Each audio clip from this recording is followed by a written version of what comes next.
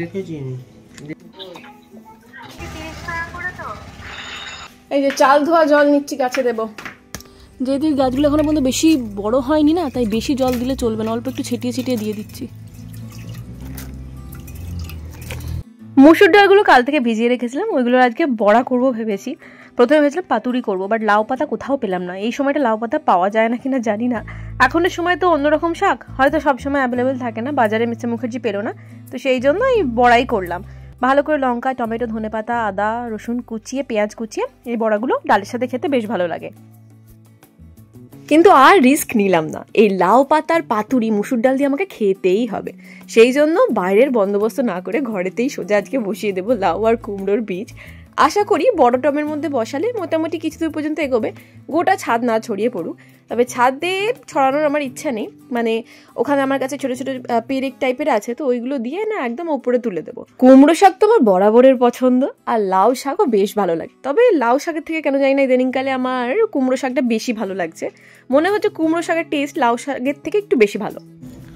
Good morning everyone. এই দেখেছেন এখানে মেসগুলো, এগুলো সকাল থেকে আমি করেছি, চারিদিকে ডাল পালা যেদিকে যা জঞ্জাল ছিল সব কেটে পরিষ্কার করে দিয়েছি। আর এই যে ওপর থেকে যে কাগজ ফুলের গাছটা টব থেকে ছাঁটাই করেছিলাম সেটা নিচে লাগিয়ে দিয়েছি, জানি না হবে কিনা। বর্ষাকাল হলে কোনো চিন্তা ছিল না, হয়ে যেত, বাট এখন হবে কিনা সেটাই মেন কোয়েশ্চেন। আর জবা গাছে যেহেতু এখন ফুল লিমিটেড হয়ে যাবে, শীতকাল পড়ে গেছে, তাই ডাল ফালগুলো ছাঁটাই করে এখানে বেঁধে দিয়েছি। মানে প্রচুর টুকটাক এরকম গাছ ছিল যেগুলো পুরো একদম মানে কোনো কাজের না, সেগুলোকে সব বাদ দিয়ে দিয়েছি। তো মোটামুটি আজকে আনসুরা মাসে এলে বলবো এখানটা এইগুলো সমস্ত নিয়ে এইখানটা একটু পরিষ্কার করে দিতে, তাহলে বাগানটা একটু চোখে দেখা যাবে। এখানে দুটো টবে দেখলাম না এই গোলাপ গাছগুলো বেঁচে আছে, তো আমি ভাবলাম এগুলোকে ফেলবো কেন, তো মাটি ফাটি খুঁড়ে একটু জল ফল দিয়ে আশা করি ঠিকঠাক হয়ে যাবে। আর এইখানে মাটিটা দেখছেন না, এখানটা খুঁড়ে আমি লাগিয়েছি হচ্ছে ক্লাইম্বিং রোজ, কারণ ক্লাইম্বিং রোজ টবে ভালো হবে না, মাটিতে লাগিয়েছি। এটা এই যদি ওঠে তো এই খাম্বা যেটা আছে এই খাম্বা দিয়ে তুলে দেবো আর কি, বেঁধে বেঁধে। অনলাইন থেকে আমি বেশ কয়েকটা ফল ফুলের বীজ নিয়ে এসেছিলাম, আগের বারেও টবের মধ্যে বীজ ছড়িয়েছিলাম, বেশ ভালো গাছ হয়েছিল, এবারেও আশা করি হবে। সকাল থেকে মানে 11টা পর্যন্ত আমার চললো, ঠিক আছে, গার্ডেনিং এর কাজ চললো, তো হয়ে গেছে এদিক ওদিক ছুঁড়ে ঝাড়ে কেটে কুটে আমি এসেছি পুরো একদম। আজকে সকালবেলায় তো অভিষেক ওই চারা ডালে করেছিলাম, ও খেয়ে বেরিয়ে গেছে, ও এখন কদিন বিজি থাকবে, একটু সকালে যাবে রাতে ফিরবে, তো সেই জন্যই আমাদের জন্য ডিমের ফুলকপি আলু দিয়ে একটা ঝোল করছি, পালং শাক হচ্ছে আর ডাল হচ্ছে। বেশ কয়েকদিন ধরে ইচ্ছা করছিল যে ফুলকপি দিয়ে হাঁসের ডিমের ঝোল খাওয়া, কিন্তু আমাদের যিনি সবজি দিতে আসেন না ওই দাদা, উনি প্রত্যেক বাড়ি নিয়ে আসেন ওই হাঁসের ডিম, দেশি ডিম, ইভেন মাঝে মাঝে ওনার কাছে না ওই কোয়েলের ডিমও পাওয়া যায়। তো সেই জন্যই ভেবেছিলাম যে ওনার সাথে একবার দেখা হবে, একটু হাঁসের ডিম নিয়ে নেবো। অনেক বছর মনে হচ্ছে হাঁসের ডিম খাইনি, প্রায় 1-2 বছর তো হয়েই যাবে। আগে বাড়িতে একটা ছোট্ট বাচ্চা বিক্রি করতে আসতো, অত ঘন ঘন তো হাঁসের ডিম খায় না, মানে মাঝে মধ্যে খায়, তো সেই জন্যই মাঝখানে বেশ কয়েকদিন অফ দেখে বাচ্চাটা দিতেও আসে। এই চলতি সপ্তাহটা মিসেস মুখার্জি অফিসের কাজের জন্য ভীষণ বিজি, প্রায় সকালের দিকেই বেরিয়ে যাবে, রাত্রে ফিরবে, তো সেই জন্যই বাজার করার চান্সটা একটু কম। যদিও বা দেখা যায় কালকে ওকে রাজি করিয়েছি, ও বলেছে কালকে একটু দেরিতে বেরোবে, মানে একদম সকাল সকাল বেরোচ্ছিল সেটা বেরোবে না, একটু দেরিতে বেরোবে খেয়ে দে। তো দেখি কালকে যদি সকালে সুযোগ পায় মাছ ডিম কিনে নিয়ে আসবো, যদিও আমার মাঝখানে নার্সারি যাওয়ার আছে, তো দেখি কালকে কোন প্ল্যানটা যে সাকসেসফুল হবে জানি না, মাথায় এক গাদা প্ল্যান নিয়ে বসে আছি, আদৌ হবে কি না হবে সেটাই বড় ব্যাপার। যদিও নার্সারি গেলে গাড়ি নিয়ে যাওয়াটাই বেটার, কিন্তু ওই যে বাঁকড়ার রোডটা এত বিজি থাকে, এত জ্যাম, তো সেই জন্যই মিস্টার মুখার্জি বলে যে ওই দিকে গাড়ি নিয়ে আমি যাবো না, তুমি যেদিকে খুশি বলো, কলকাতার দিকে চলো, বাট ওই দিকে আমি যাবো না। তোকে রাজি করাতে পারি না, তাই যতবারই আমি নার্সারির মানে গাছ কিনতে যাই ততবারই আমি টোটো বা অটোকে নিয়ে যাই, ওকে নিয়ে আর যাওয়া হয় না। তো দেখি কালকে বাইকে করে গিয়েই ভাবছি কয়েকটা গাছ কিনে নিয়ে আসবো, তারপরে আরেকদিন সময় করে গিয়ে আমাদের যে পক্ষীরাজ আছে ওটাকে নিয়েই যাবো।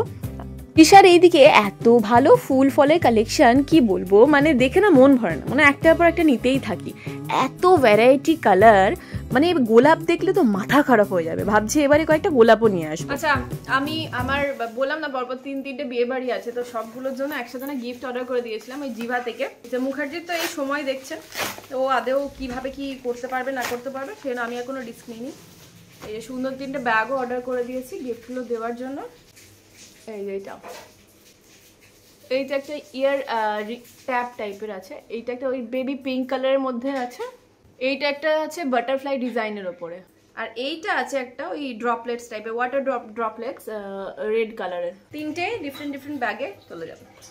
এই যে ফুলকপি আলু আর ডিমের তরকারি একদম রেডি, ঝোল রেখেছি। এখানে পালং শাকও রেডি, বড়ি ভাজাও রেডি। আর এই হলো আমার সকালে খাবার, ভাজা ভাজা ম্যাগি। কালকে মাকে করে দিয়েছিলাম, নদীকে করে দিয়েছিলাম, আজকে আমি খাবো।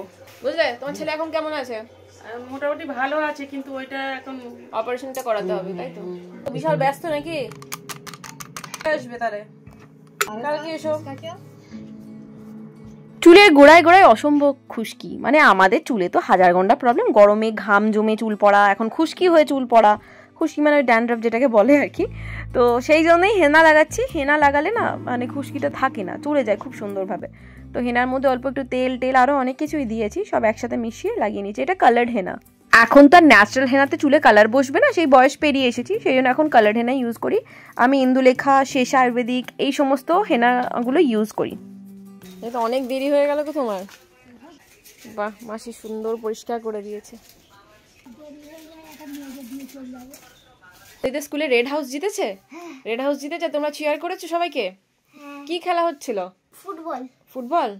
ফুটবলে রেড হাউস জিতেছে বলে ওরা সবাইকে চিয়ার আপ করেছে নদীরা, তাই তো? নদীরাও রেড হাউস বলে, তাই না? চুলটা খোলো, চান করে দিই, গরম জল করেছি, নাও তাড়াতাড়ি করো, তাড়াতাড়ি চুলটা খোলো। আঞ্চল মাসি এখনো ঝাঁট দিচ্ছে, জায়গাটা পরিষ্কার করছে। আজকে দুপুরবেলায় চাল কাণ্ড হয়েছে। কিরকম বলি, দুটো প্যাকেটে একই রকম জিনিস ছিল। একটাতে ছিল হচ্ছে চালের আটা, মানে চালগুঁড়ি যেটাকে বলে, আর একটা প্যাকেটে ছিল ময়দা। এবার সুলতা দি বাবার আর মেসের মুখের জন্য ময়দা রুটি করে। তো ময়দা আমাকে জিজ্ঞাসা করলো যে এটা তো ময়দা তো? আমি বলে দিলাম হ্যাঁ, অনায়াসে, কারণ আমার মাথাতেই ছিল না যে পাশে চালের গুঁড়িটাও আছে। তো ময়দা ঢালার পর যখন সুলতাদি মাখছে তখন বলছে এরকম কেন লাগছে, ময়দা মাখলে তো এরকম হয় না। তারপরে আমার মনে পড়েছে চালের গুঁড়ি, তো কি হবে, অর্ধেক তো মেখে ফেলেছে। এবার ময়দা দিয়ে আলাদা রুটি করে দিল, এবার চালের গুঁড়িটা তো নষ্ট হবে। তো সেই জন্যই ভাবলাম যে আজকে এই চালের গুঁড়িটাও মেখে রাখি, তাহলে নারকেলও একটা আছে, ওইটা ছাই করে একটু পিঠে মতো করে দেবো।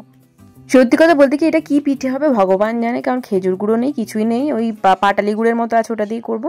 ওই করতে করতে হামজা এতদিন পরে এসেছে আমার ওই জাম গাছের গোড়াগুলো কেটে দিলে সুন্দরভাবে জায়গাটা একটু বেশ পরিষ্কার পরিচ্ছন্ন লাগবে, আর নিচটাও ফাঁকা থাকবে। কবে দেখি ভাবছি শীতটা বেশ জাঁকিয়ে পড়লে নিচে একটা ওই বারবিকিউ এর মতো আমরা সবাই মিলে করতে পারি সেট আপ। আমার উনুনটা রয়েছে, সেখানে রান্না করতে পারি, অনেক কিছুই প্ল্যান চলছে, দেখা যাক কতদূর কি হয়, সবই তো ভগবানের ইচ্ছা।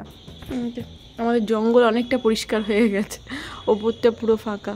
এখানে সব জড়ো করে রেখে দিয়েছে এখন গাছ ফাছ কেটে, কালকে সকালবেলা যিনি মানে ময়লা নিতে আসেন উনি নিয়ে চলে যাবেন। আর এদিকে ছাদের মাটিগুলো খুব সুন্দরভাবে দেখুন আমি ঝুরঝুরে করে রেডি করে রেখেছি। এটার মধ্যে আমি কুমড়ো লাউ সব একসাথে বসিয়ে দিচ্ছি, জানি না কতদূর কি হবে, বসিয়ে তো দিই। যদিও আমার এক্সপিরিয়েন্স কিন্তু খারাপ না, আমি যতবারই লাগিয়েছি খুব সুন্দরভাবেই হয়েছে, প্রত্যেকটা গাছই হয়েছে। ইভেন ছোট্ট একটা টবে আমি শশা লাগিয়েছিলাম, সেই শশা গাছটাতে মিনিমাম 8-10টা করে শশা ধরতো। আর শশার কি টেস্ট যদি বলেন তো। তো দেখা যাক, এখানে মাটিটা যেহেতু ভালো তো মনে হয় হয়ে যাবে। আর নিচে নেমে সোজা আমি নারকেলের ছাইটা বানাবো। নারকেলটা ফাটিয়ে দেখলাম খুব সুন্দর একটা জিনিস, এটা আমার খুব পছন্দের জিনিস, সেটা হচ্ছে নারকেলের ফুল। ঠিক আছে, যখন নদীর মতো বয়স ছিল তখন লাস্ট নারকেলের ফুল খেয়েছিলাম, তখন একজনের বাড়িতে গেছিলাম, তখন তার নারকেলের ফুল বেরিয়েছিল, আমাকে দিয়েছিল।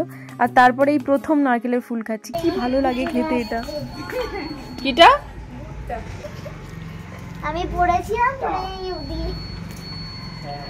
দাঁড়া আমি দেখছি।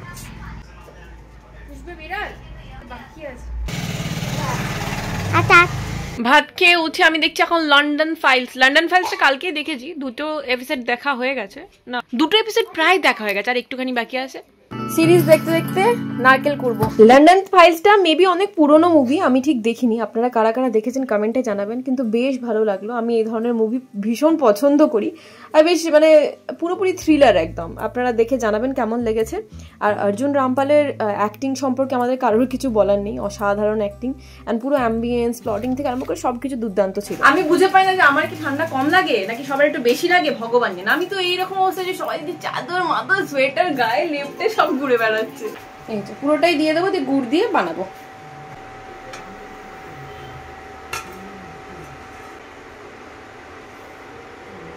মানে এখন তো খেজুর গুড় ওঠেনি, এই যে আখের গুড় আছে, এটাই দিয়েই বানাবো, পাটালি দিয়ে। তো জানি না নারকেলের ছাইটা মানে করার সাথে সাথে যখন ঠান্ডা করলাম না পুরোপুরি ড্রাই হয়ে গেল, ব্যাপারটা কেন হলো বুঝলাম না। মনে হচ্ছে নারকেলটা অনেক পুরনো, বা ওই ঝুনো নারকেল বলে না, ওই জন্য।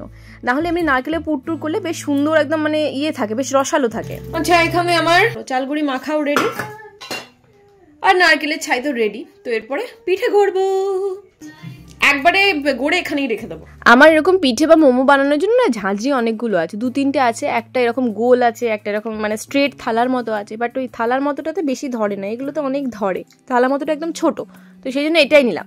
তাছাড়াও আমার কাছে যে ইডলি মেকারটা আছে ওটাতেও বেশ মানে ভালোভাবে এই সমস্ত পিঠে করা যায়। তো এবারে যখন ওই পৌষ পার্বণ পড়বে তখন তো একবারে একটা ঝোলা বসাই, সেই জন্য এবারে ভেবেছি ওপরে নিচে বা 4টে বার্নারে 4টে ঝোলা বসিয়ে দেবো, খুব তাড়াতাড়ি হয়ে যাবে। আমাদের বাড়িতে আবার সবাই সেদ্ধ পিঠে বেশি ভালো লাগে, বাসে আর কি। তো আমিও বাসি, খারাপ লাগে না, সেদ্ধ পিঠে খেতে বেশ ভালো লাগে। বাট আমার আবার দুধ পুলি বেশি ভালো লাগে। ওই দুধটার মধ্যে ভালো করে খোয়া ক্ষীর দিয়ে, তারপরে একটু কাজু কিশমিশ দিয়ে একদম ঠান্ডা ঠান্ডা ফ্রিজে রেখে তারপরের দিনে দুধ পুলিগুলো খেতে যে কি ভালো লাগে, মানে চিন্তার বাইরে, পুরোপুরি শিমুয়ের পায়েসের মতো। তো দেখুন অলমোস্ট হয়ে গেছে, বাকি একটুখানি চাল মানে রয়ে যাবে আমার, অতটা আমার পুর হয়নি, কম হয়ে গেছে। আচ্ছা, চালের রুটি আপনারা কোনোদিন করেছেন? আমি শুনেছি নাকি চালের রুটি খুব নরম হয়, মানে পুরো একদম তুলোর মতো। আমার কোনো আইডিয়া নেই চালের রুটি, আর করার সাহসও পাচ্ছি না, পুরো চালটাই নষ্ট হয়ে যাবে যদি ফেটে যায়। কারণ চালের রুটি, বাজরা জোয়ারের রুটি নাকি প্রচণ্ড টাফ, খুব ভালোভাবে মাখতে হয়। এমনিতেই তো রুটিতে আমি একদম ভীষণ প্রো, তো ছেড়েই দিই ভাই। আমার কাজ কমপ্লিট। আমার গোটা হাতের অবস্থা দেখুন, এই দেখ পিঠেগুলো কি সুন্দর হয়েছে দেখবি, এই দেখ, একটা খেয়ে দেখ, একটা খেয়ে দেখ নদী। হ্যাঁ, ওইটা আলাদা এটা আলাদা, খেয়ে দেখ, এটা খেয়ে দেখ, একটা খেয়ে দেখ, তারপরে বলবি। পুরো নিজে হাতে ধরে খাও নদী, এটা হয়ে যাবে। খেয়ে দেখো, এই গুড় দিয়ে খেতে হয় তবে ভাল লাগে।